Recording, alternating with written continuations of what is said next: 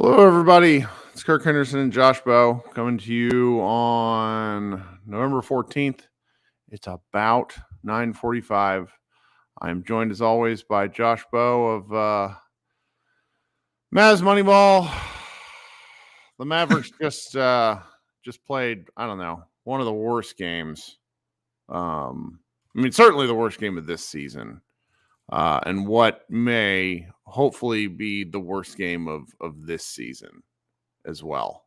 They lost to the New Orleans Pelicans 131-110 in a group play game on the road in New Orleans. And I wrote the recap for this game. I just don't know how to talk about this game. I don't know how to talk about it because I am as mad as I have been about a game in a really, really long time. Really, really long time. Yeah, well, I think it's Luka is where we have to start with, unfortunately.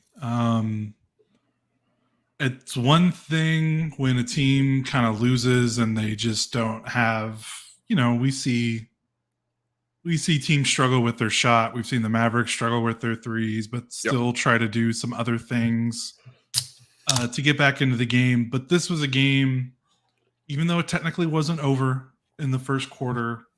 I mean, Luka's first quarter performance was maybe the worst quarter. That's the worst 8 minutes of basketball I've ever seen him play. Yes. I mean, and, I'm not going to say I watched every single one of his Real Madrid games. I mean, there might be a claim that was the worst he's ever played in professional basketball, or at least in like the last 10 years or so. Our friend, I think it's Jared Dubin. I'm so sorry. He was like, they forced Luka into 6 turnovers in 10 minutes, which I feel like has to be some sort of record. He said the record since 1996, 1997 is actually 7. This is just the 40th time someone has had 6 turnovers in a single quarter.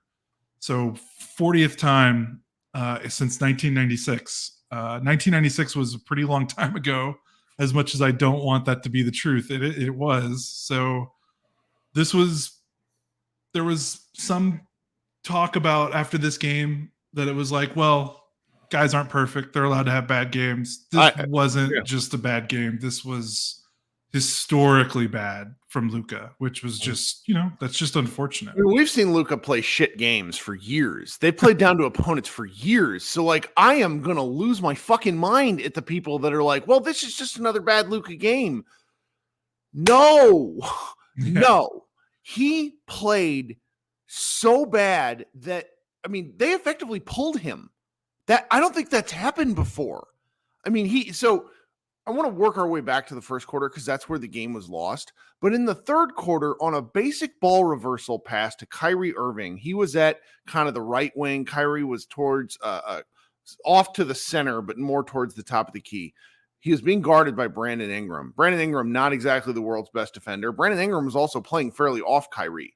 Luka passed it to Brandon Ingram, not to Kyrie Irving, to Brandon Ingram. It wasn't like it was to the point to where I started to wonder if something was wrong with him. He looked physically bad before the game. I wrote in my recap, and I want to be very, very, very fucking careful here because I cannot help myself. I wrote in my recap that New Orleans takes the best. It can take a man down because it can. I've been there. Have you been to New Orleans? Oh, I've been to New Orleans. So let's just say Luka Doncic 2 days in New Orleans was a recipe from the start. And, he's an adult. all the Mavericks are adults. I'm sure it wasn't just him, but they looked like they had seen better days, is the way that I'm going to try to phrase that. And I just, it's 9 games into the season, guys. Have some discipline. Yeah, that's to see this happen so early is definitely frustrating. There's going to be, let me get this off my chest too. There's going to be a tendency from different people, and I understand why, because there's a lot with 82 games. There's an inclination to say, all right, chalk this up, move on to the next. I can't do that because I live and die with every game. I watch these games. We cover these games. We write 3 to 4 things for every game that's out there, sometimes more. So when I see a performance like this, it's insulting to me, but it also should be insulting to the rest of the fans. So I'm not going to just say, oh, okay, well, we're just going to chalk this up and moving on. This team is not good enough to pull this shit. They missed the playoffs last year. Grow up.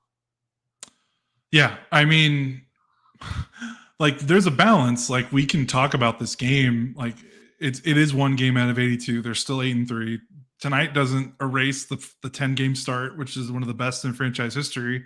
But this was about, like, we're here to talk about the game. The start is still good. 8-3 is a great start. We're here to talk about the game, and it was a bad game. So, like, we're going to talk about how bad the game was, because it was really bad. I mean, I've kind of kept notice of, I know we've talked about it in Slack before, Kirk, and I've talked about it with you about, like, how this Mavericks team dating back to last season just never gets blown out. Their last 20-plus 20-point loss or more. I mean, they lost by 20 to the Spurs in the last game of the regular season, but I'm not really going to count that because that was, of course, no one played in that game.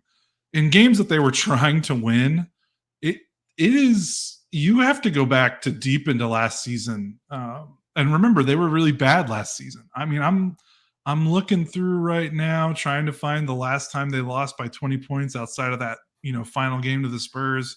And it looks like it was Chicago on December 10th. The Mavericks were 13-3 at that point. They finished with over 40 losses. Like, this team, because of their ridiculous 3-point shooting, they just keep themselves in games.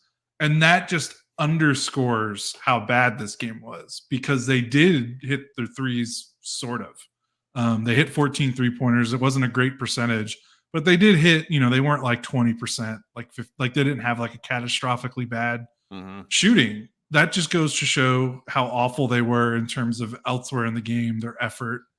It was bad. I didn't like the body, one more thing, like Luka, like I'm seeing some people already tell me, like, oh, there's something wrong with Luka, the courts are messing up Luka because he has 17 turnovers in the 2 tournament games. And look, even if that is the case, the color of the courts are not forcing him to jog back in transition. The Mavericks gave up 46 fast break points. Like, I don't care if the court is on fire and rotating in circles. Like, that's embarrassing. 46. Kirk, when's the last time you watched a game where a team had 40 fast break points? I cannot tell you. I cannot remember. Maybe a Suns game back in the Nash days. Like this. I mean, and see, that's what makes the rest of what happened so difficult to talk about, because I firmly believe that Luka is responsible for the tone set for this team tonight, and everyone else played like shit as a result of his horrible start. I mean, there were some comedically bad turnovers. Kyrie had one where he was dribbling up the left side of the floor on a fast break and lost it out of bounds, pulling up for a jump shot. That was his only turnover, funny enough. Yeah, right. He played. Kyrie played a pretty amazing basketball game, to be honest. It's like the ball has energy. If any of you have ever played competitive sports, like quicksand is a real thing. You can get stuck in it as a team. And if your best player is the one who drove you into the pit, it's pretty maddening. I mean, Luka's pulled himself up out of stuff before. So I have people tell me not to overreact.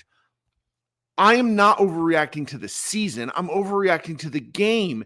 And the Mavericks had, up until now, played through some really frustrating situations where they got down by double digits and pulled out, which is, we mentioned that as we talked about the games. The fact that it really looked like Luka gave up in the first quarter. Yes, that's the alarming thing. Like, he gave up. is what it looked like. And then they never had their juice again.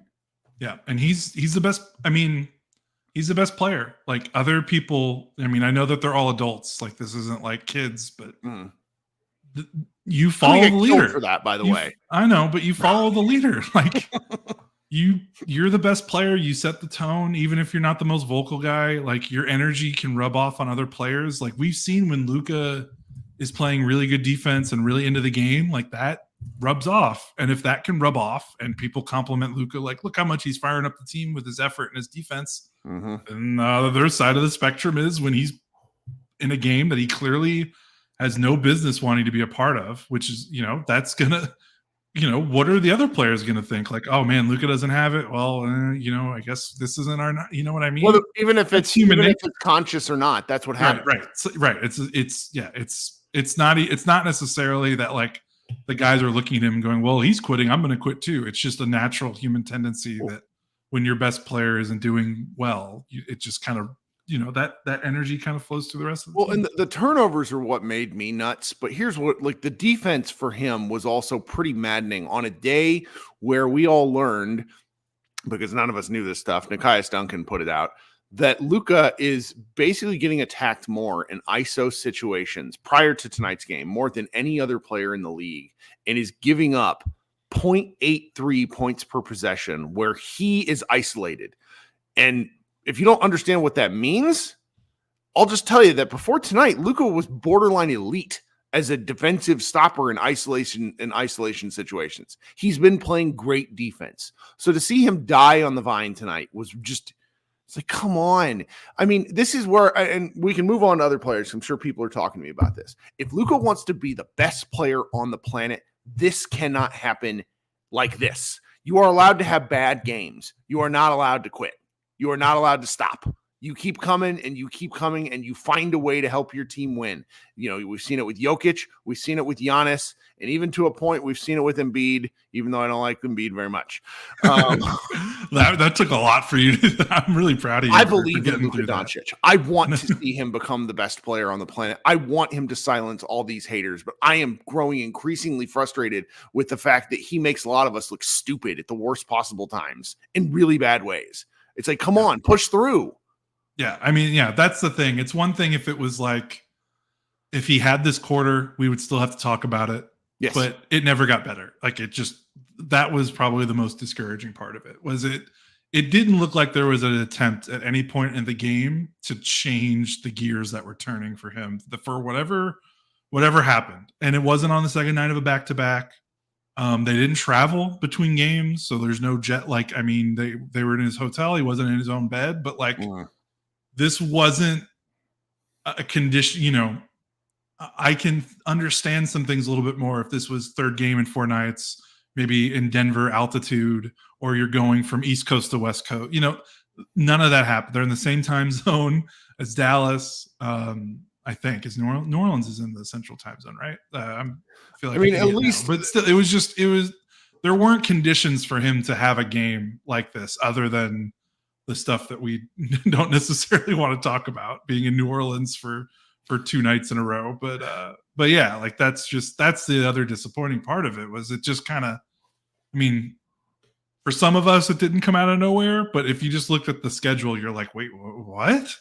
Yeah. But and also what's really frustrating is we've talked, how long have we been talking? I don't know how long we've been talking so far, but we haven't really talked about like the game. We're like talking about these in energy level and focus and effort. Like we want to talk about like, hey, what's this lineup doing? What's this rotation, coaches, these plays and stuff. And you can't even talk about it with this game because that stuff doesn't matter because Luka made it irrelevant with how he played in the first quarter because the game was pretty much over from there. And that sucks.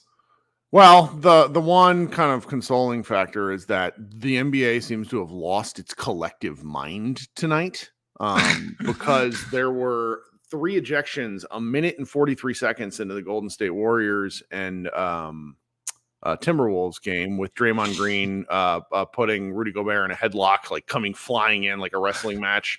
It seems that there was a double technical on Santi Aldama and Anthony Davis, and then D'Angelo Russell and Desmond Bane. Also a technical foul on Grizzlies coach Taylor Jenkins. So that game's going to get testy. Like As our contributor SJ Basketball says, players care about the in-season tournament. Who knew that competitive sociopaths would care about something that was completely arbitrary? Who knew?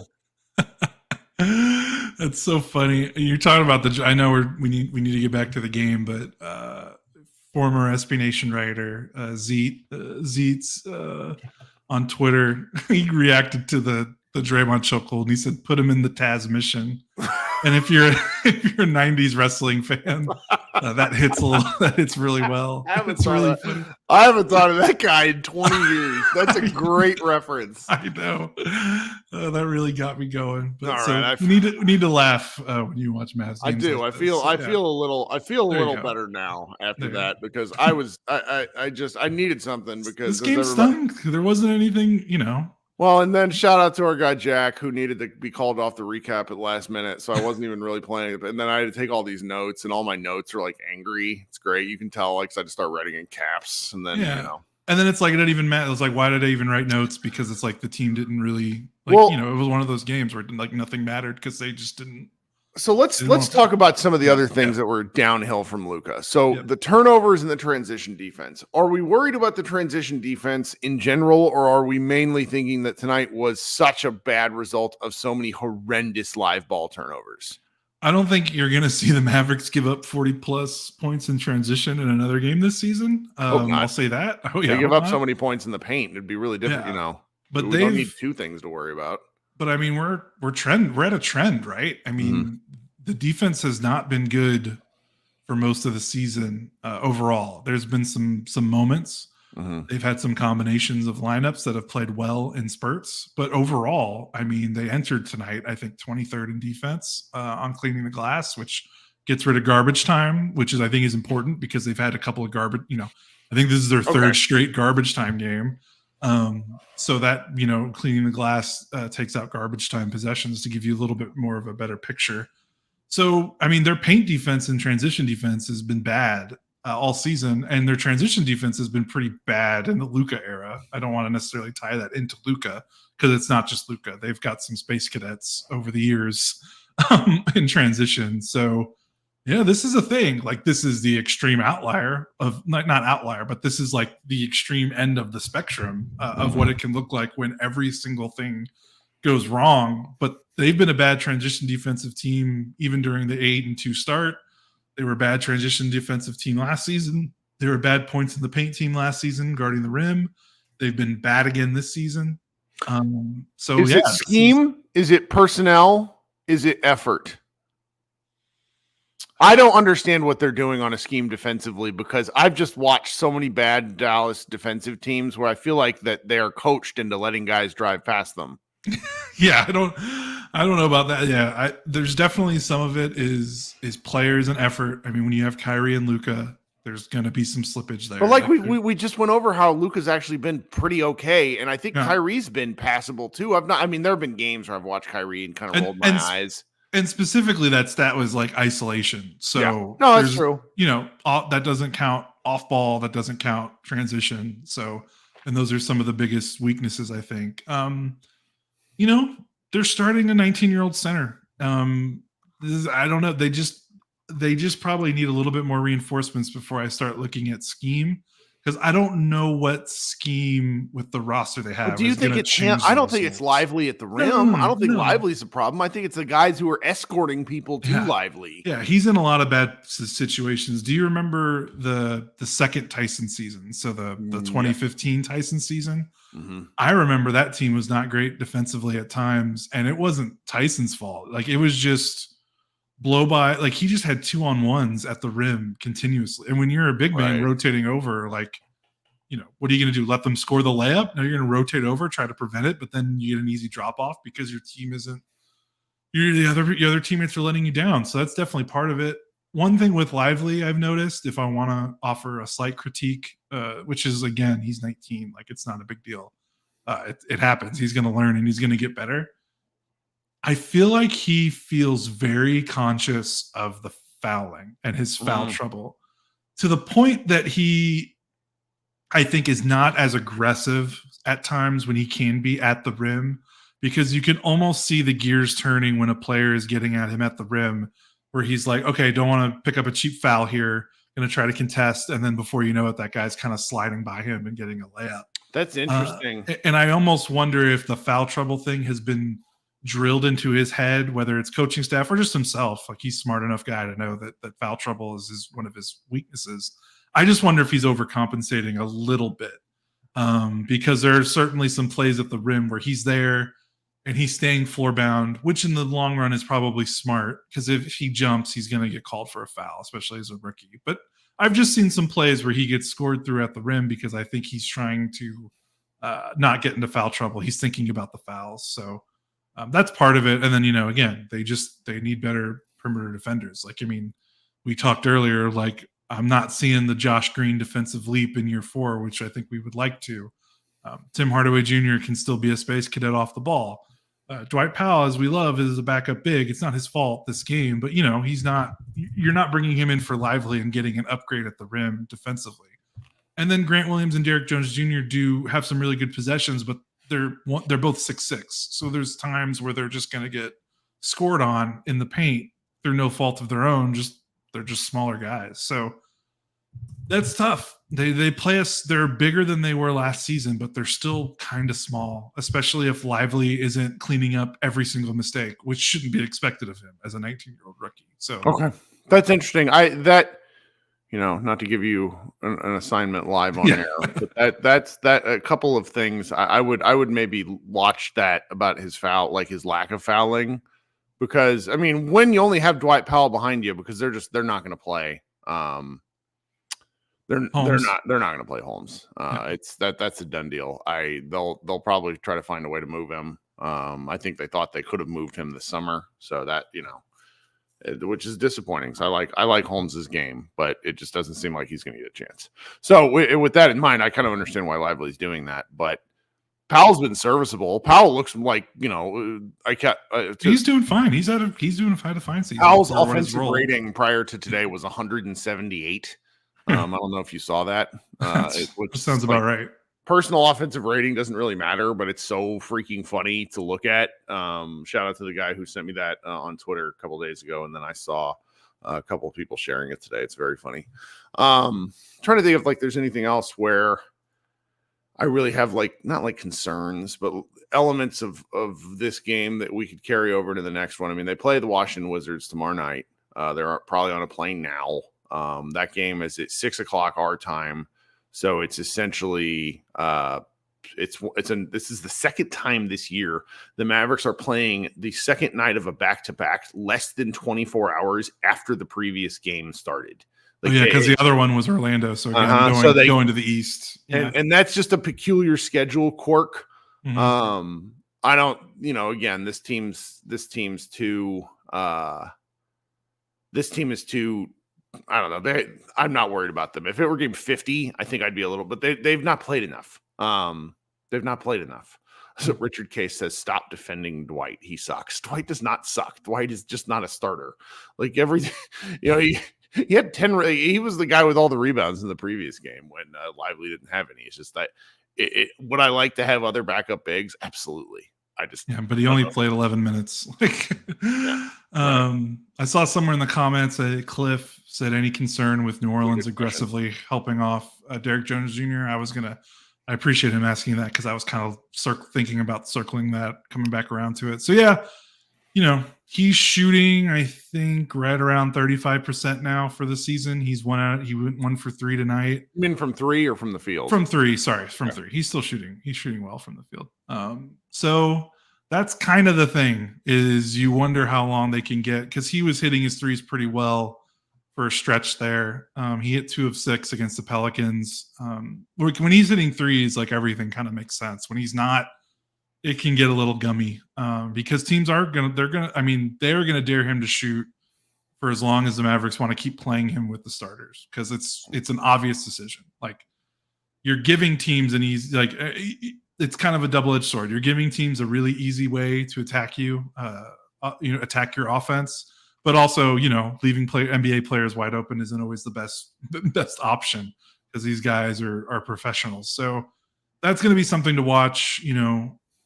how do they try to get around it? Do they try to maybe move him a little bit more? He was moving. I mean, he had a couple early dunks, diving and cutting Yep. and that sort of thing. And I just, if you're going to trap Luka that high, the release valve that's where I think, we've yet to see, or at least that much, Grant Williams or Kyrie Irving as the screen setter. I think you have to try more stuff like that. Yeah, Grant set some screens. He caught in a couple of 3-on-4 or 4-on-3s. He had a really awkward mid-range miss on one of them because it was just an uncomfortable thing. But yeah, I mean, historically, doubling Luka has been a death knell for teams for like the last couple of years. So I'm not necessarily that concerned. But if teams start to shade, not necessarily maybe hard doubling, but having an extra defender in the paint, on the weak side, that can cause maybe some cascade of issues if Jones isn't hitting. But again, like you said, Jones is a pretty good cutter. He's not a stagnant player in terms of he's not just a standstill guy. Like he's a good cutter and he can finish well. So I think we'll need to see. The thing that's tough is that if Green is not, because the counter is like, okay, if they've run the course with Jones as a starter and he hits a really bad slump, they need to make a change. The natural move is Green.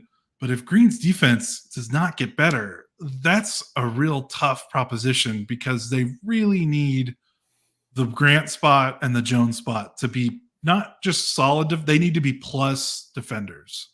So if you're replacing Jones with Green because Jones is going through a slump, Green has to be better defensively. He just has to. And so that'll be, I think, something to watch going forward. Sure. And the Green defensive stuff is something we've touched on a little bit. It's things he can clean up. Yes. He's just 23, however old he is kind of, when I'm not kicking Josh Green, I'm willing to admit to that. Yeah. Let's see here if there's anything else that's out there. The Wizards have been historic. Like they scored 1 point in the final 7 minutes, I think, the other night of a loss. No, one field goal in the final 7 minutes of a loss the other night that they were up the whole game. The Wizards are exactly the kind of team, though, I will say this, that can put up point. Like if Jordan Poole, with the kind of defense the Mavs have been playing, Poole has been atrocious, but he could definitely get hot. Kyle Kuzma is the kind of forward that has just killed Dallas. Just killed. Like I hate Kyle Kuzma on principle just because I thought he was one of these Lakers that was overhyped. And the problem with that take is Kyle Kuzma is pretty fucking good. And he's just the kind of guy. I think Grant Williams will probably get that tough assignment. I'm looking forward to that game. Obviously, because it'll be early. We'll be able to get that out of the way. Yeah, that's a nice reset. For weird reasons, Washington has been a team they've struggled with lately. They lost both games to the Wizards last season. So, this Wizards team is way worse somehow. So, I don't know. Weird things happen when they play the Wizards. I'll say this is a good question from fan123 in the chat. He's not actually asking a question. He's just saying, like, why do you care that Josh Green is only 23? Because Josh Green has played like 3.5 years of professional basketball total. Like Luka had played basketball since he was 12. Josh Green did not really play basketball seriously until like his junior and senior year of high school. Like there's things Josh Green knows how to do instinctually, and then there's things that he is going to have to be shown. So it's like, I still want to give Green, even though he does drive me crazy, I want to give him the benefit of the doubt when I'm not mad at him that he can learn these things. Now, are you the kind of person that says, I don't think he can do this? I don't blame you. I don't.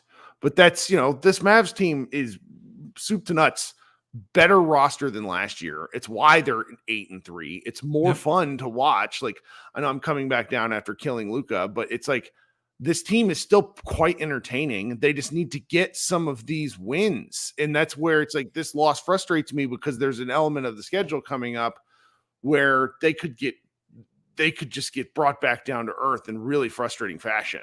And that's where it's like, you want to see things that they can build on, and they're shooting really well, but the defensive element paired with like Luka kind of just really looking bad tonight, it just leaves me with a queasy feeling is all. Yeah. I don't, even in their wins, I don't think they've had a lot of stellar defensive performances so far this season. So that's a concern. But. And Brian down there in the chat, he came into the live show that I did after, and essentially said, he's like, the Mavericks can't let Hawkins get these shots. And what did they do? They let because Hawkins just missed the other night, and he hit 5 threes. He took 12. It's that was pretty killer. So it's just the Mavs And- have a lot of stuff to clean up, and I think where I get a little bit frustrated is through 11 games. I haven't seen them clean up that much from game 1 to game 11. It's just they're so superior offensively that it hasn't mattered. Right. Yep. And I think so. Yeah, that's a concern. You haven't really seen them like put the clamps down and have a really strong. They'll have one for like a quarter or a stretch, but we haven't seen it. I don't think we've seen a wire to wire really solid defensive effort yet. And then 2 more things I'm thinking I wanted to hit on because I know we're kind of probably winding down. One is that I think another thing to keep for perspective, if you want to be a glass half full guy, is that this isn't the Mavericks thing. It is hard for NBA teams in the regular season to beat the same opponent in back-to-back games. Like if you look at it, like the data, the stats, the record, or it's almost universally like a split. Like it's just hard. I don't know. That's just kind of how it is. There's probably some bigger reasons that I don't want to go into right now. Like we could talk about, but like the Mavericks were behind the 8 ball sort of just from the odds of winning this game, just because they won the other game. It's just hard to beat teams in back-to-back games to go 2-0 in these little back-to-back game series. So that's one thing. Another thing I'll say, like tactically, that was different. Boy, oh boy, was it a big difference for New Orleans having Herb Jones in the starting lineup opposed to Jordan Hawkins, like replacing your 6'5" rookie guard who isn't really known as being a great defender with like your all NBA level, your all defense level wing. I mean, it was noticeable from the jump that the Pelicans were a bit sturdier on the defensive end.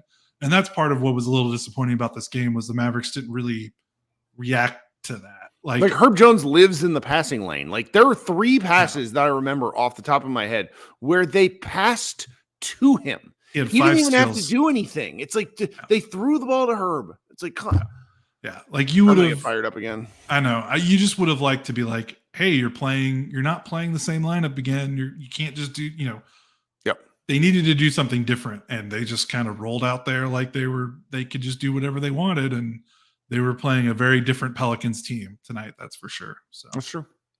Okay. I'm not going to do a live show tonight because we have another game tomorrow. I'm still tired from baby stuff. I got to go to bed.